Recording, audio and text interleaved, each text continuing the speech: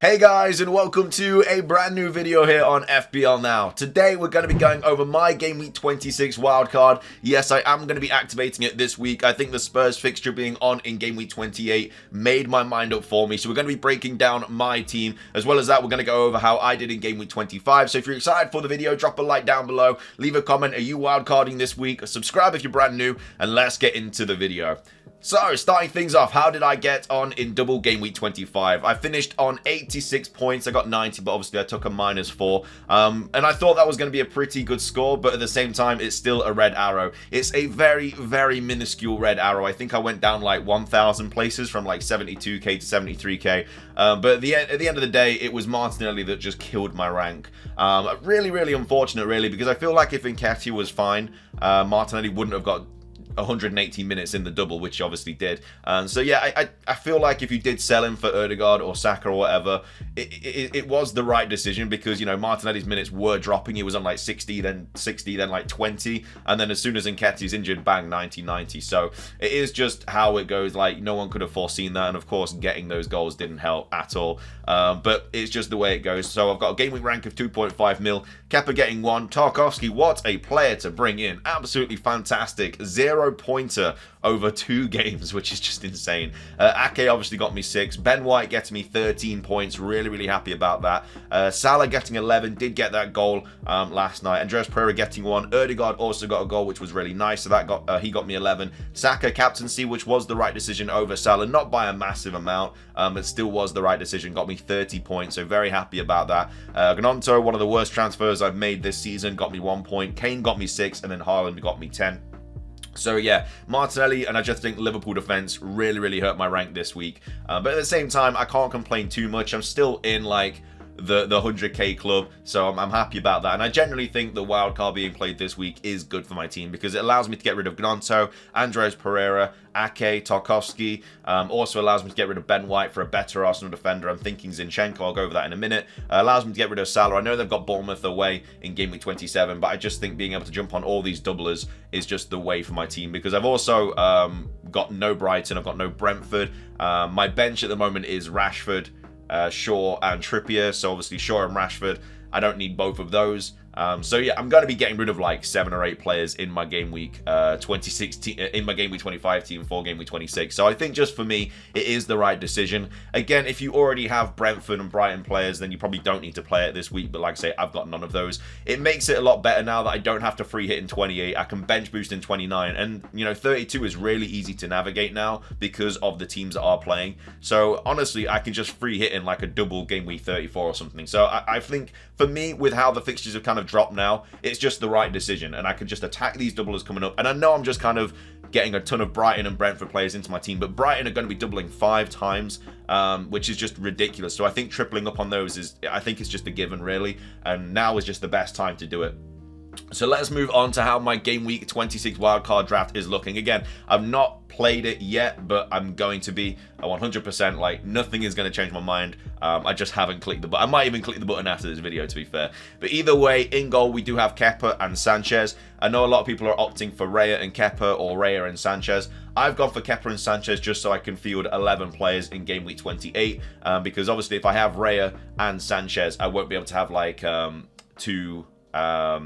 Brentford defenders, because obviously I want Tony in my team, so I won't be able to play a full 11. So I think going with Sanchez over Kepa, even though I think Raya is the better keeper than out of the 3, I would like to be able to play another player in Game Week 28. And again, that might come back to bite me. Who knows? A lot of people are saying, you know, Raya has to be on every single wildcard team. But for me, having that extra player in Game Week 28 is going to be quite nice. And it's not the worst thing in the world. Like, I know that Raya will get, like, save points and bonus and stuff like that. And, you know, he might take over a couple extra points every week than my Brentford defenders. But, you know, Ben Mee can easily score a goal off the corner and stuff. Like, it's not the worst case in the world. So, yeah, they're the keepers that I've gone with, Kepa and Sanchez. And, yeah, I think that that's pretty much locked in right now. The back line, we've got Ben Mee, we've got Zinchenko. I've gone for Henry. I've gone for Botman and Trippier. Again, a lot of people are asking on the last wildcard video that I did yesterday, why no Brighton defense? And again, I've just got Sanchez instead.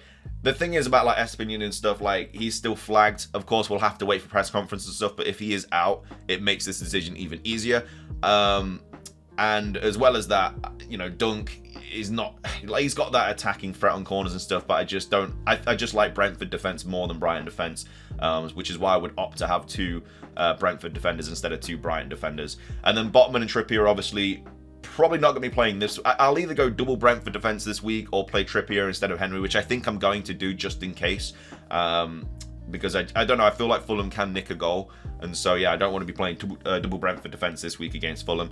But yeah, Trippier I'll probably play this week, and then Ben Mee and Zinchenko, I think that's fine. Zinchenko I just kind of prefer more than like Ben White. He's much less of a minutes risk. He's actually played 90 quite a lot recently, and I know there's like Gabriel and stuff like that who are really good threats off corners. I just think Zinchenko is pushing quite up. He did pick up an assist last night, scored a goal in the Aston Villa game. Yeah, he just looks a lot better right now, so I'm fine going with Zinchenko. He's a little bit of a differential as well compared to the other players. He's not owned by like a ton of people, so yeah, I'm absolutely fine going with Zinchenko. Just as a little bit of a difference to your normal wildcard draft. So that's the back line there. Really happy with it. There's not really any other players I'd bring in instead of these. Again, you could go Gabriel instead of Zinchenko. A lot of people are thinking Reece James as well instead of one of this back line, which is fine. I mean, you know, he doesn't blank in game week 28. The only problem with Reece James, though, I think under Potter, his numbers are absolutely dire. Like, he's not pushing forward as much as he would do under previous managers, so I just don't think that he's going to be as good of an option. Like, we all know how explosive he can be, but that's when he's pushing forward, and his numbers do not represent the fact that he's, like, pushing forward at all. So that's why I'm kind of not opting for him. Also, just he's super injury prone as well right now this season. I don't really want to be bringing him in and have to waste a transfer. Like, the thing is, between now and like game week 29, there's like a month or something. International break and everything will be happening, so that's the only problem. Like, a lot of things could happen. This is just, you know, hopefully nothing does with these players. The other thing is a lot of these players won't be going on international duty as well, so that does help out a little bit more. Of course, they could get injured in like game week 27, 28 or whatever, but I'm just kind of banking on none of them getting injured, because the way my transfer kind of plan is set out, I'm banking on no one getting injured, but we'll have to see what happens. That's the back line anyway. In midfield, I've gone Ødegaard, Saka, March, Rashford, and Matoma. Again, still need to wait for information on March, whether he's fine or not. He did miss the cup game or something, but I think that might have been just for a rest. We're not 100% sure, so I'll have to wait for the news on that tomorrow, or whenever the press conference is. Matoma's in there as well. McAllister is also an option, but I feel like he's not going to be playing in that number 10 role as much. He's only playing there because Lallana was injured, so I'm not completely for that. So yeah, I think that I'm going to be going March and Matoma. I just hope that March is okay. Rashford is obviously on here. You can't get rid of Rashford. He's just in the form of his life. Ridiculous player.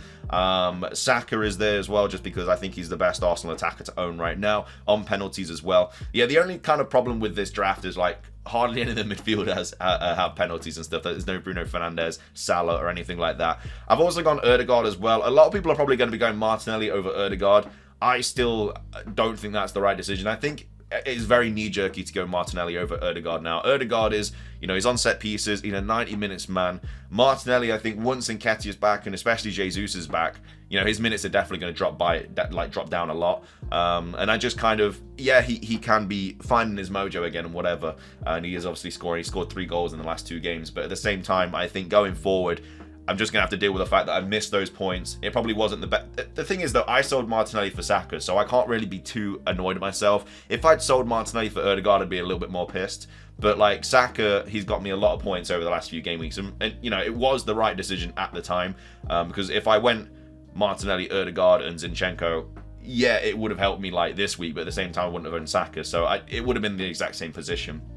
And I probably would have captained Ødegaard as well, which wouldn't have been the greatest thing. So, yeah, for me, in hindsight, it was the right decision. But obviously, I would have loved to own Martinelli in that double. My points would have skyrocketed. But that's the midfield. And then up top, we've gone Haaland, Kane, and Tony. Haaland obviously got to be in the team. Kane, I think now that he's definitely playing game week 28, was a massive thing for me. Because now I've got him for the Wolves game, the Forest game. He won't double, again, I think, for the rest of the season. But he also won't blank for the rest of the season as well. I think that's what Ben said on Twitter. But yeah, I think that having Kane is just made this so much stronger. I've still got 3.8 mil in the bank as well for any other players that I want to bring in. Again, I can upgrade from the likes of Ødegaard to a Bruno Fernandes later on, or I could upgrade to Maddison or whatever. Can easily do all that. I might try and see if I can save a little bit more money in the team just so I've got the most possible, but there's not really anybody on this that I really want to get rid of. I could go Ben White over Zinchenko, but his minutes are always a tiny bit of a risk. Also, Watkins as well could make its way into this draft. I could easily downgrade Kane to Watkins later on down the line, which is also what I think I will do. And that'll allow me to bring in like Maddison and Bruno Fernandes and stuff and all that stuff for like all the doubles in 29. Because I think I want Bruno, Shaw and Rashford for Game Week 29 for that double. It's not the best double in the world, but I think it will still be very, very useful to have triple United in that game. So yeah, Kane's in there, and then Tony, obviously a lot of doubt over his minutes and over because of the fact of the kind of betting scandal and everything. Seems like he's going to be okay until like April, so I'm fine having him in my team until then, and I can easily downgrade him if, you know, worst comes to worst. I can downgrade him to Watkins or whatever. So yeah, I'm absolutely fine owning Tony. The only other problem with Tony is that he's obviously 2 yellow cards away from a 2-game ban, which isn't great because he does love a yellow card. I've owned Tony multiple times this season, and he's always picking up yellow cards. Like, he just needs to start. I don't know if he's still betting or something. He's betting himself to be carded, but he loves a yellow card, and it's really infuriating when he picks up a 1-pointer. But with the doubles coming up, he's on penalties. He doesn't miss penalties. So, you know, when he gets a penalty, you know it's a confirmed 4 points.